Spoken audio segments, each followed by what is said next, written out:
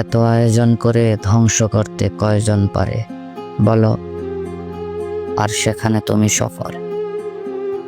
বলেছিলাম না, অতিরিক্ত কোনো কিছুই ভালো না। তোমার প্রবল ভালোবাসা দেখার পর তোমার বদলে যাওয়া এই কথা স্পষ্টভাবে প্রমাণিত হল। এতটা নির্দয় কিভাবে হয়েছিলে তুমি? আমার ভেতরটা মরে গেল তোমার সামনে, তখনও তুমি একটু দয়া করলে না, একটু সহায় হলে না তুমি আমার এই অসহায় হৃদয়ের প্রতি।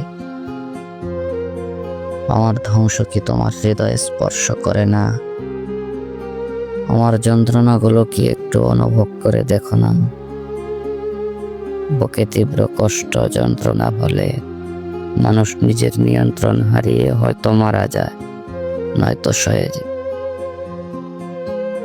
আমি না হয় সয়ে গেলাম, কিন্তু মনে রেখো, আমার সয়ে যাওয়ার বিপরীতে তুমি একদিন হেরে যাবে। আমার ভালোবাসার গভীরতা তোমার আজও অজানা রয়ে গেল। কখনো অনুমান করতে পারলে না তোমাকে ঠিক কতটা ভালোবাসি, কতটা তীব্র ইচ্ছে ছিল তোমাকে পাওয়ার, সেটা তুমি কখনো জানার চেষ্টাও করলে না।